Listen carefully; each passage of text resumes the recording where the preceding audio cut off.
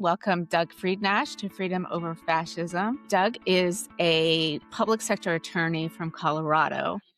And today we're going to talk about all the legal stuff that can be done at the local and state level, but also we can talk about all the things because it's all interconnected, as we know.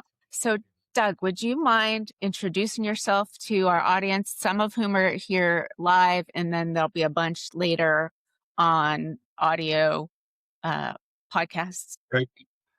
Thank you, Stephanie. Great to be here. So I've spent my life at sort of the intersection of law and politics. Started out after college working on a presidential campaign. Dukakis ages me a bit. And then after that, I worked in the Attorney General's office here in Colorado as Assistant Attorney General and Criminal Enforcement. Following that, I served in legislature a couple terms, went to the private sector, did a lot of public interest law cases, and then I got kind of sucked back into it when Denver Mayor Michael Hancock got elected in 2011. He asked me to be the Denver City Attorney, so I left private sector to do that, and then took a break to be Governor Hickenlooper's chief of staff during his second term, who's now a senator, then came back to Brownstein, where I chair government relations group on the state level. And that's my flow in and out of the public-private sector. Great to be here. Well, I think today is, I guess any day would be great timing, but because everything happens everywhere all at once. I am glad you're here because I want to at least start by talking about the legal avenues, given the chaos of the United States, the capture of six of the Supreme Court justices, the difference between state and federal court, and what's going on, most notably in Minneapolis with the surge of ICE and the murder of Renee Good. We know that Minnesota and the city are both suing the feds. Can you talk about what you think about those suits and why is local politics and policy and people so important, and what can local action do to protect people and help keep people free and alive? No, great question. And again, thank you for being here and allowing me to participate in the podcast. I don't think there's ever been a time in my life, for sure, where the separation of powers mattered more. I don't think there's ever been a time when we needed the court system to work right, legislative branch not to cede their authority to the president, and the executive branch to stay in their lane. Obviously, the last two we haven't controlled much, but the court system is crucial to what's happening today. It's alarming to me as both a former prosecutor, somebody who ran a city on the legal side and worked in the state attorney general's office, to see what's happened with this Minnesota case and the way in which they have then made a situation worse and even more dangerous than it was before. It seems to me the immigration policy was started out to focus on criminals and deporting criminals, something I think the American public largely supported.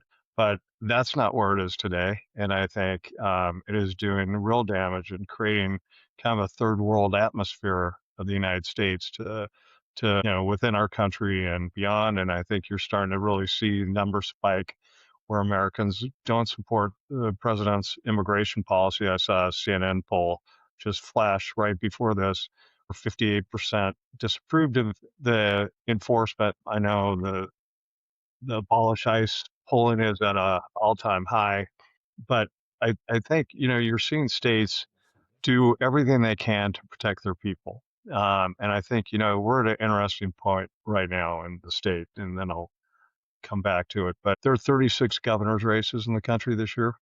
While those didn't get the same attention as what we see in DC with midterms, it's crucial. Those are really crucial situations. There's vast differences between how blue states and red states respond to federal engagement, and the way some states acquiesce and other states really lean in and try to protect the public. I think what's happening in Minnesota is very sad and way beyond the pell of what's necessary, adding 2,000 more ICE agents in that area, which is far more than the police, and putting the pressure on police to respond to all kinds of issues and fire and emergency management is a massive strain. And it seems to have no relationship with the issue of immigration enforcement, especially of criminals. And I think the states like the Attorney General Ellison in Minnesota, and I know Illinois also filed a similar lawsuit on immigration enforcement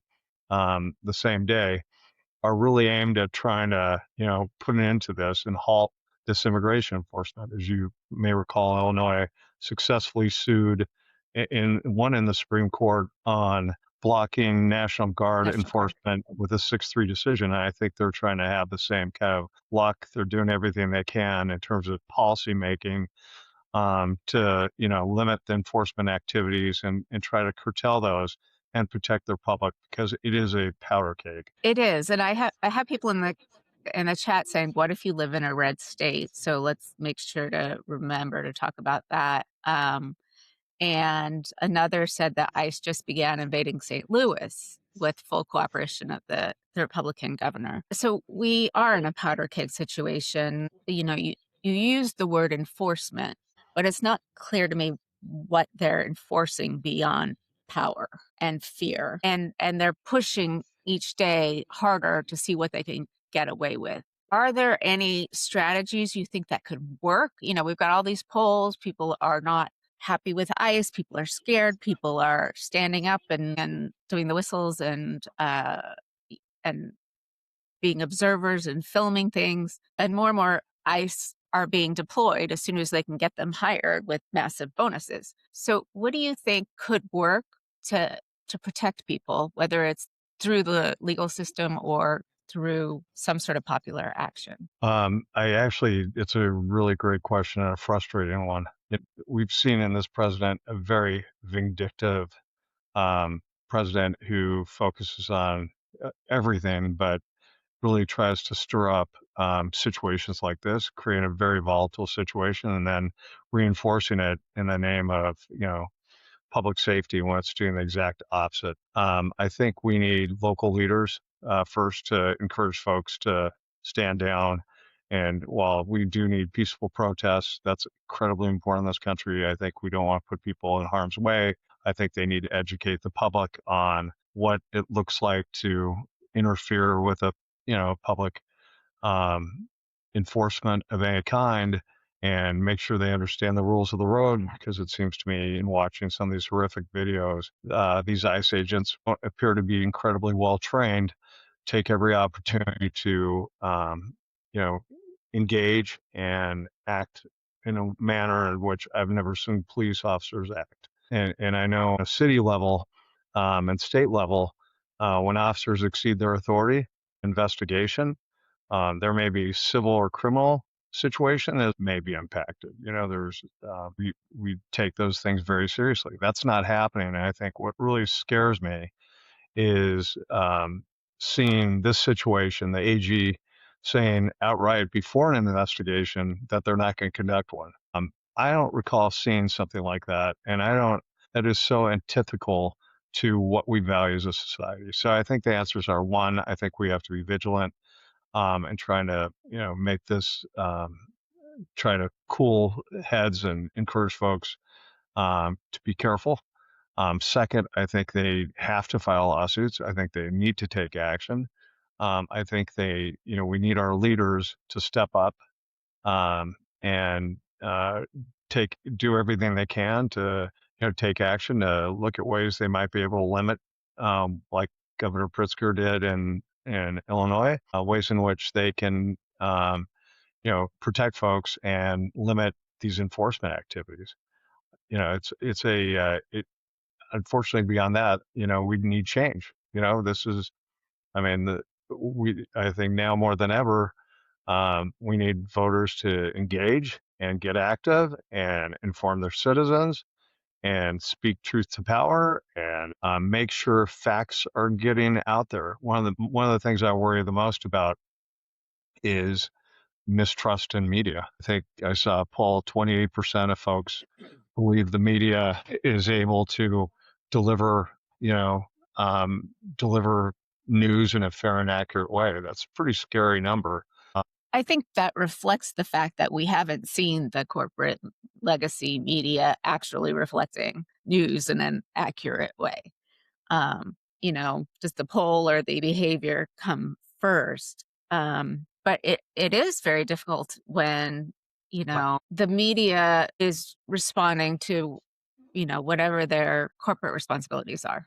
There's still some great reporting coming out of, New York Times and Washington Post, although the government's going after that. They went into a Washington Post reporter's home to try to figure out what the sources were.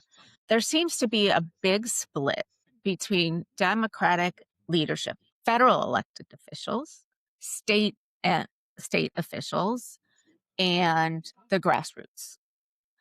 Um, and I think the grassroots has been looking for federal guidance on what people can be or should be doing, and seeing friction begun by their federal representatives. And Mark Kelly has just started that with his lawsuit against DOD. So if we think about leadership, do you feel like there are leaders, say, starting at the federal level and then coming down from to the state and local level, who are actually leading on the attempt to, keep and restore freedom? Or do you think that the states and the grassroots have to lead and then the federal elected people will follow?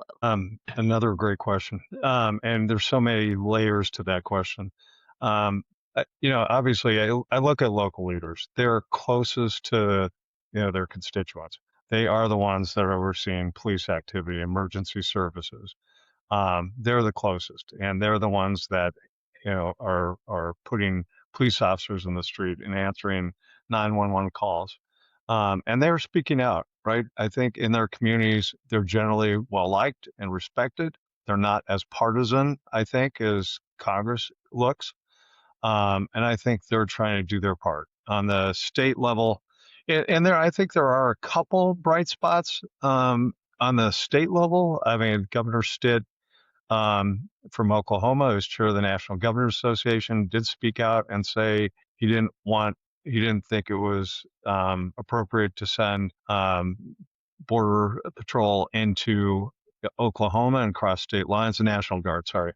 And spoke out on that. Governor Spencer Cox in Utah has done the same. He's spoken out and talked about civil discourse, disagreeing it better and trying to lower the embers. In Indiana, in that redistricting fight, there were 20 some Republicans who joined the Democrats to stop gerrymandering of Indiana and stood up to Trump and Vance, who had lobbied hard. So there are a few bright spots. And I think governors generally work together better than members of Congress, first of all. So I do think there's some bright spots. On the Democratic side, I think we're getting ready for a 28 election. Beyond those governors' races, there are a lot of governors that are seriously considering running for president, and they're responding in different ways. Pritzker and Newsom are probably the most visible. California and Illinois. Pritzker is, passed laws to limit enforcement, prohibiting masks. They're working hard to try to lead and resolve this issue. And I think, some might be politics, but at the same time, they're filling a vacuum when they're speaking out. At the congressional level, I mean, there's so much dysfunction. It's, they don't do a lot. They're speaking out. Sometimes they're targets, but I think we need our leaders to get more aggressive on this conversation. I don't see it as robust as I think it should be. I sat with a number of Democratic senators last night, including Senator Klobuchar, who I know is considering a run for governor and probably would win. And I think part of the problem in Minnesota is you have a governor, Tim Walz, who's wounded over this fraud scandal. And I think the federal government has leaned in, the Trump administration has leaned in to take advantage of that. So it's become this significant hotspot. But I do think our leaders need to do more, and I think they need to activate more, and I think they need to speak out and educate the public, because I don't think, when you get a Joe Rogan finally saying, this looks a lot like the Gestapo. That was a supporter of Trump. He had a big impact on his success. Candidly, I think that's a moment that shows public support is turning.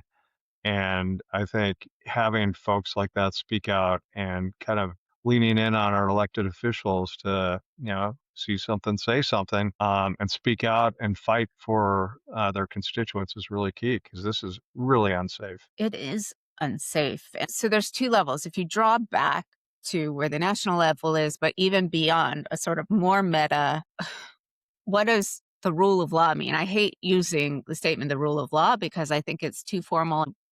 I mean, it's really hard to kind of grasp what that is. But the Justice Department basically saying we're not going to investigate. We don't care whether these folks are following the law or not, and you people out there in the country are on your own is problematic. We had 10 different prosecutors resign yesterday over, or people from the DOJ and from Minnesota.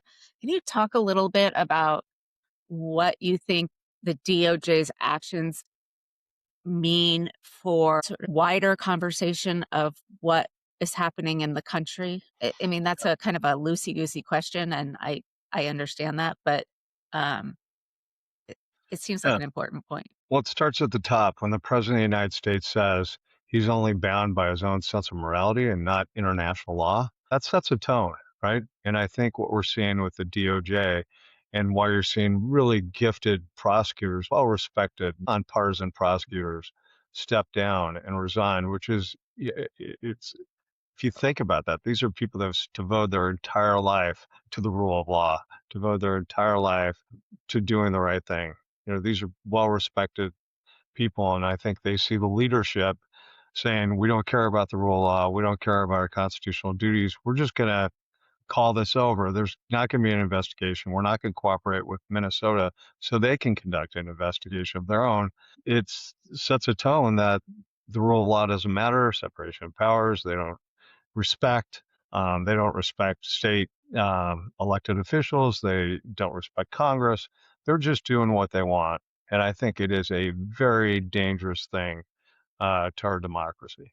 And I think when you set the tone like that, I think these ICE agents, are not trained like police officers. We have a lot of new ICE agents. Um, I think it sends a message like, "Hey, do what you want. We got your back. Get aggressive." And that's what they're doing. And I listened to the Minnesota police chief, Minneapolis police chief on the Daily yesterday, and you could sense a respectable officer having deep frustration for how that impacts their ability to enforce laws and their ability to respond to situations. But it doesn't surprise me that you then see videos of ICE agents pulling a woman out of a car, like violently pulling a woman out of a car. It seems to me they are exceeding their authority.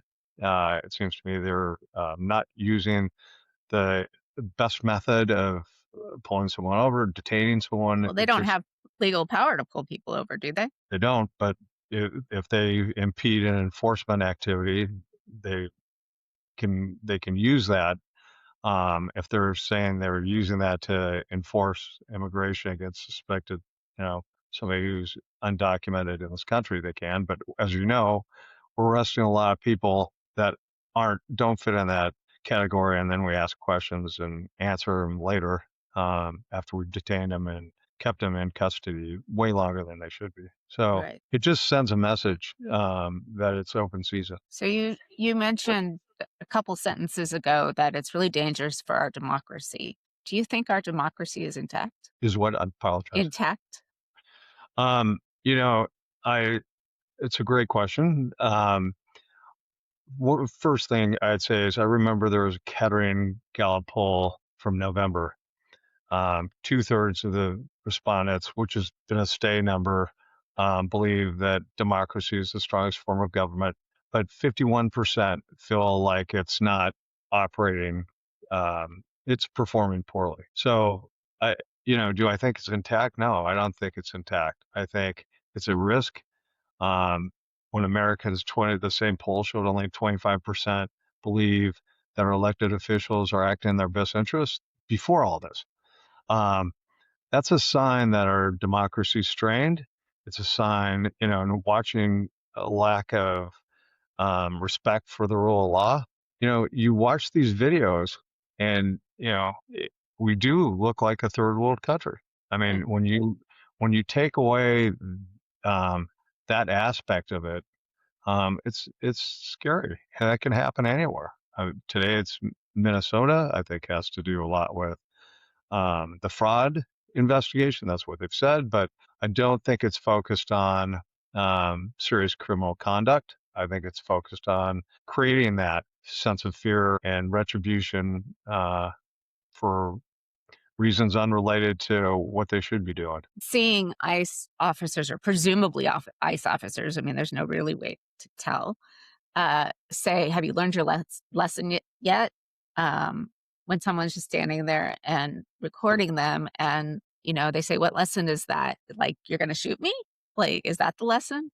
Um, is incredibly scary, and, we talk about the Gestapo as a model for this, but another model for it is slave patrols of uh, antebellum America, where it was focused on African Americans, but they could just get picked up and done whatever without any sort of oversight stopping them. I think it's both, and I'm actually just responding to a conversation that's going on uh, online right now about what ICE is a cognate for historically, and I wanted to ask you, so they sent all these officers, ICE people into Minnesota. There was a really convenient fraud excuse. Sure, there's a convenient excuse anywhere that they can find anywhere. And at this, we've seen any time the public gets close to learning more about the Epstein files, something happens, or maybe a lot of somethings happen to divert attention or to make them not come out. Um, So can you tell me what you think of that? None of this is a distraction in the sense that it's all really important, I think, ICE officers killing people in the street. But on the other hand, there's a real desire from the regime not to have those files open. There's no question there. What do you what do Well, you think uh about that situation? well, I'll say a couple things. Um, I think it's possible. I do think, there's so much going on right now. So much of it seems superfluous. So much of it's trivial. We're picking battles with a NATO ally, Greenland. I mean, what we're talking about doing is shocking. Um, it's not in our best interest. It's not a security issue. I, there are a lot of distractions, whether it's Mark Kelly, Jerome Powell. Um, but I will say this: I do think my sense is the Trump fever is breaking. I do believe that from a political place, that Republicans, especially in the House, have figured out they are in trouble if they go down this path. And there's evidence of, the ACA vote here in Colorado. There was an Arkansas Valley Conduit Act that was going to provide clean water to 39 communities, um, 50,000 people that need clean water, passed unanimously in the House and Senate. President Trump vetoed it because of Tina Peters, because Governor Polis wouldn't pardon Tina Peters, who got 9 years as a Mesa County clerk for election tampering with machines, right? Kind of a big deal. Um, A little bit. but because he couldn't control that situation, he vetoed this. Now, that entire Colorado delegation, 4 House Republican members, and there's 4 Ds, voted to override the veto. One of them was Lauren Boebert, who also led the charge to release these Epstein files. You are starting to see cracks. I actually think you'll continue to see it as the public grows more informed, and continues to see these images in streets, that are Gestapo-like, in the words of Joe Rogan, that are becoming increasingly less popular. I mean, I do think there's a place for ICE. I'm not supportive of abolishing it, but it has to be reformed, as does our immigration system. But the way it's being used is abusive. And I think Americans don't like the images and the damage it does to a community in terms of jobs and tourism is significant. So I do think we're kind of reaching some watershed moments, and you can try to distract folks, but it's not working. People are going to demand those files be released. I mean, I heard they'd only released 1%. Right. And they were supposed to release 100%, a month ago or three, Right. 4 weeks. I read yesterday that if they release any more, the presidency won't be able to stand. Whatever that means, I'm not sure. Yeah, But knowing some of the things that haven't been talked about yet, it could be, I mean, they're doing a lot to stop those yeah, things from coming out. right. And the House, subpoenas, former president, um, and his wife, rather than focus on what they really need to focus on. They want the sideshow to take over the circus. Right. Last week, I talked to Anat Shankar Osorio. She's a political consultant, messaging expert, and she's worked all around the world. And one of the things that she said was sort of the way that you're talking, the fever's breaking. Can we vote our way out of authoritarianism? Yeah, I believe we can. And I believe we're going to have a chance to. And I think the Democrats will win the House this year.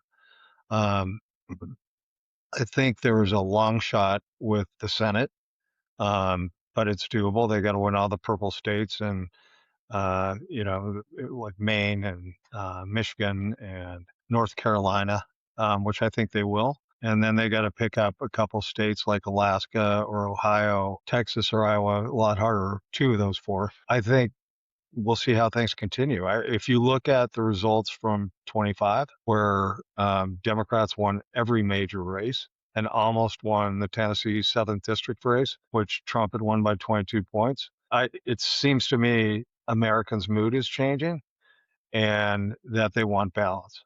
And I think they're going to get it. They'll at least get it in the House. I doubt they'll pick up 41 seats like they did in the first midterm. There's not that many competitive seats.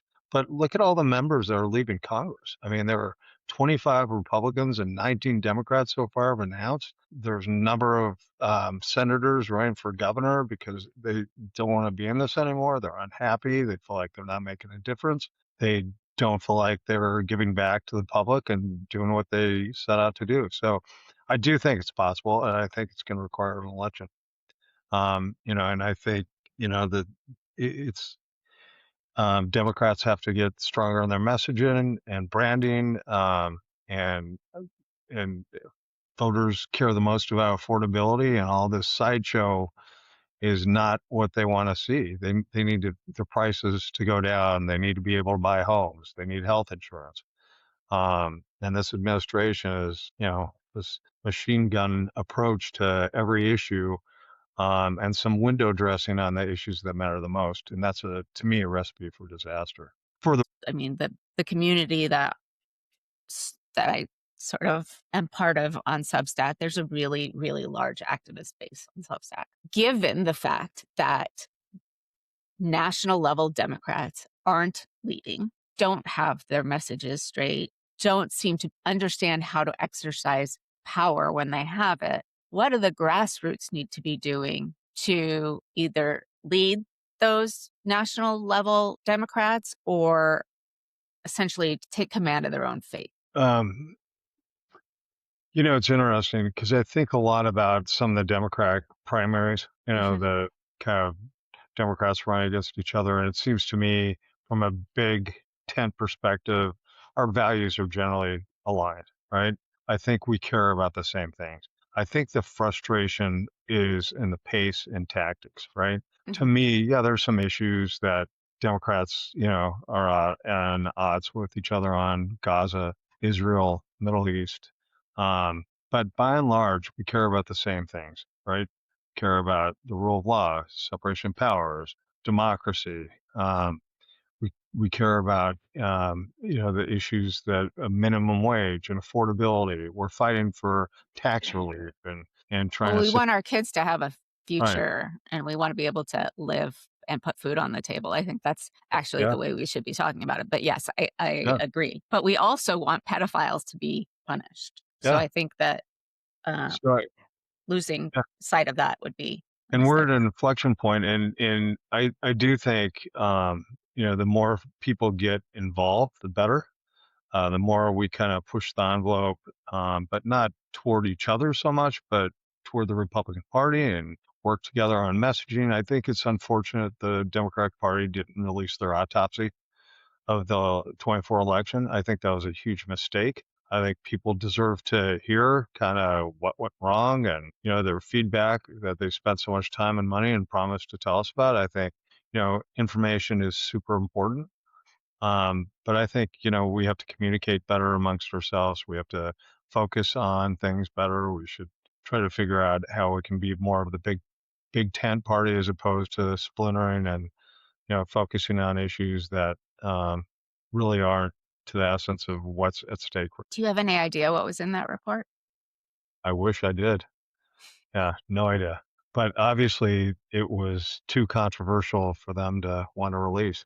I saw a report yesterday. I mean, in these congressional campaigns, Republicans are outraising us by significant amounts. We have to focus on some of that too. We have to figure out how to, activate small donations the way Bernie Sanders has, for example.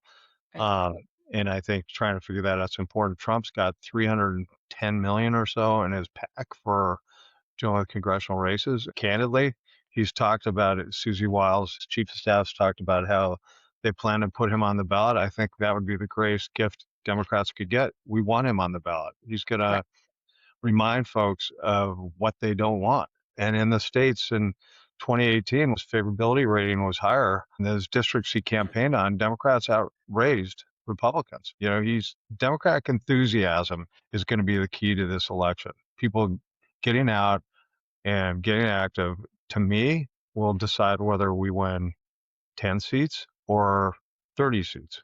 It'll decide whether we pick up enough seats in the Senate to have control or don't. But I think getting Democrats engaged, active, and being productive and focused on the election is a game changer. So on the right, they have they have a lot more billionaires than we do. And they fund not only the candidates at even the state level so that they don't have to spend all their time trying to raise enough money to actually run, that they don't have a chance to connect with voters, whereas the Republicans are completely funded. And also in the independent media space, what influencer, independent journalism, the right funds it. And on the left, I'm not actually a journalist. I don't claim to be, but all of us who are on here either actually doing investigative work or synthesizing or providing context, like I try to do, uh, are doing it with the limited funds that come with paid subscriptions, and most of that money goes to people who have much bigger audiences, and thus the smaller groups burn out because you know you really can't get by on $6,000 a year. How do you think that we can get more big money? I mean, we know that the small dollar donations are there, although there are issues with how the Democrats are asking for it with the mothership and but what is a scam and what isn't. But we're also not being massively funded by very rich people. Do you have any sense of how to raise the big bucks? That's the toughest question of all. I think we need to find places where there's alignment of self-interest with groups and issues and really lean into that. I think there's opportunities um, among, look, I mean, Trump drives a lot of business to DC because a lot of folks are really worried about what he might do to them. Some Right. folks are worried, want to take advantage of it. Others want to look at, opportunities and others are just trying to stay out of sight. I think we need to like categorize those alignment of interests and focus on fundraising there. I think we need unions and um, folks. These small donations make big difference. We need more of them, and I think the more people participate and invest, the more invested they will be in the election. So I think we need to figure that out. I think we have to recruit stronger candidates. I think we need to have a really coherent message and brand. I'm Right now, having Amanda Littman next week, so we'll be talking about candidates and recruitment. But uh, point taken, well taken. yeah, and I know they're focused on that. But right now, in generic polling, these are doing better than ours among independents. We have a significant advantage. Democrats do. I think taking advantage of that and thinking through, who are the ones that have traditionally funded us, and look, this is a significant moment. Every election is, but it seems like every time we talk about another election, it's more like dangerous and time sensitive. We clearly know that money in politics is the root of so much of the corruption that we see, and Trump is essentially extorting or people to, give him money for what he wants in order to get what they want. How do you think that we talk to people? Affordability is a kind of the easy way to talk about it, but I think they're thinking about like their entire world is sort of collapsing economically in.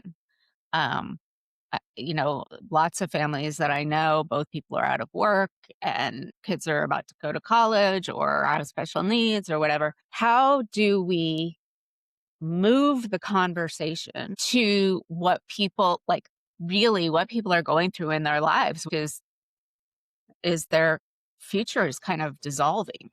How do we deal with that? How do we talk about it? And are our national leaders really in touch enough with the voters to know, or are they kind of stuck to the hip of the donors? Yeah, I mean, I think the challenge is this: affordability is the issue in 2026. The fact that 40% of, 40 years old is the median age of first-time home buyers when 10 years ago it was 31, right? The fact that health insurance is skyrocketing, families have to decide whether they're going to have health insurance or not for their family. We're going to pay for it one way or the other.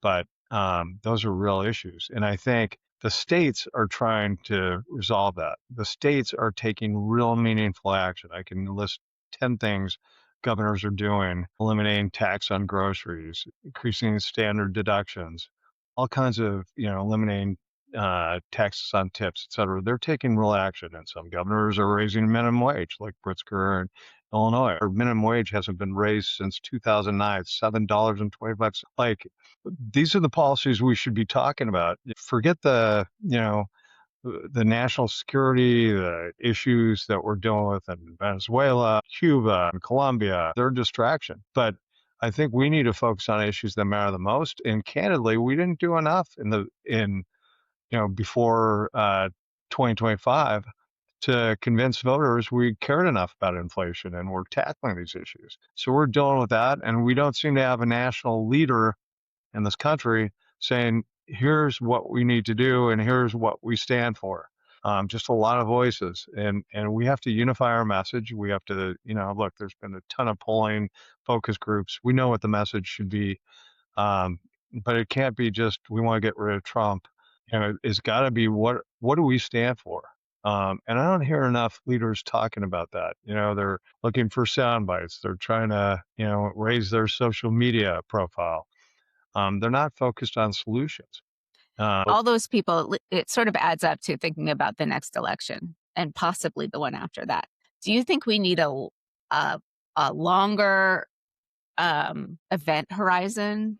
First of all, is it going to take more than 2 to 4 years, which obviously I believe it will? But what do you think the event horizon should be for real planning on the Democratic side, for real action that shows that they care what people are going through and also care about what they're saying? Biden, said a lot about democracy, right? But then then didn't really act on it in terms of the administration pushed policies. What do you think that event horizon should be? How long should we be planning for? Planning for in terms of modeling our messaging or planning for in terms of results? Results. So Project 2025 has been in the works for 50 years, Yeah. or some version of that, right? Yeah. It We don't have anything like that. But I no, think we need to, and Republicans did, right? Like they had a long runway on what they wanted to accomplish, and they chipped away at it. We have nothing like that. And I do think it's got to be at least 25 years. We need to, I mean, look, there's so many changes happening with AI. Um, some good, some very scary. A lot of concern. Are we talking about that? Do we set policies on it? Are we thinking about where our economy is going to go and how that's going to be built out over time? What the data centers will do? Will that work? Will it not work? What will that cost? I mean, I just don't think we're talking about those things. We don't have a group that's planning that, the best that I'm aware of, that is really focused on, what our short term and long term opportunities are and how we shape policy. And we need that to tell voters what it is we're going to do and how we're going to improve their lives. absolutely. How do you think we should make that happen? I think it's incumbent upon the party to, again, we're a big tent party. We don't have to agree on everything, but I think it requires our leaders, governors, senators, representatives, local leaders, to get together and figure out an apparatus to do that. That should be the Democratic Party. And hopefully the party will evolve into doing that. I think we haven't done that, and I think it's going to require. Look, I go to Democratic governors meetings throughout the year. One next month, the national governors. They are talking about these issues, and they're talking about what they're doing in their states, and they're sharing stories and ideas. And they do that with Republicans too, and it works effectively. But we're not modeling that on a national level. We're modeling that in states, and we don't have a coherent strategy. So I do think it's going to require us to sit down and put groups together to have these conversations and start working on those different aspects. And it's not like we lack smart people. We have plenty of smart people. Uh, we have the best. What's the thing that you would like an audience of really committed activists to take away from this conversation? Um, they're very active. Um, I think it's important to get folks who are apathetic, who are overwhelmed by the news, feel like our leaders don't care. They're not solving our problems. They're more concerned about Venezuela than they are their grocery bills. I think we need to activate more folks. I think they need to talk to their neighbors, figure out how to make it relevant, teach them how to have a voice in politics, and where they may be able to make a difference. Um, to reach out to their, you know, Republican governor. They have a Republican governor. Reach out to their Republican congressperson, but also to look for candidates to run, local, state, federal. Everyone kind of moves up. It's a joke. AG stands for almost governor. I mean, folks start at local level. They then run for state, run sometimes statewide. They run for Congress. Like, get active. Like, talk to your neighbor about how they may be able to get active in their own community. It makes a difference. Those policies, like we said at the very beginning, those are the ones closest to home. Like the state law, and I was a state legislator, 100 years ago, but I was able to pass laws that made a difference, and some are still in the books, and I feel really good about it. And I think there are real opportunities to get involved.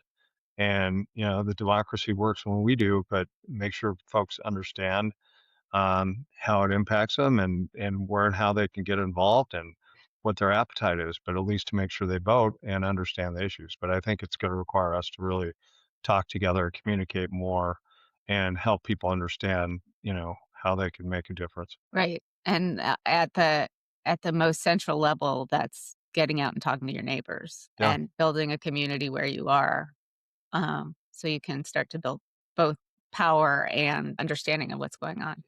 yeah, 100%. Do you have any final words before we let you go about anything? I will say this: Trump ran for office, telling people what he was going to do. He did, like it or not. These are things he said he was going to do, and he's gone beyond it. He's become an imperialist. Where I thought some of it's different. He said he was going to have foreign policy the way we need to find leaders with a plan, and we need to execute that plan. We have to not be afraid of it too. He's done 227 some executive orders in 1 year, which was more than he did his first term. Like we need leaders who are ready to lead on day one.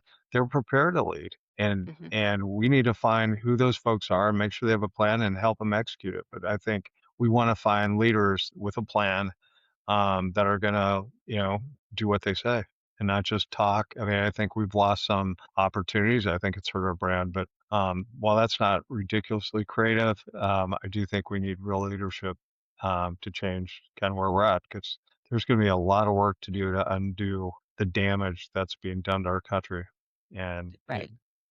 and it could get worse. I think it's gonna get a lot worse. Um, but we're not gonna leave it there. We need plan. Thank you so much for joining us today. But I really wanna thank you for your time. That was a fun conversation. Thank It you. was a fun Appreciate it. conversation. Thank you for listening to Freedom Over Fascism.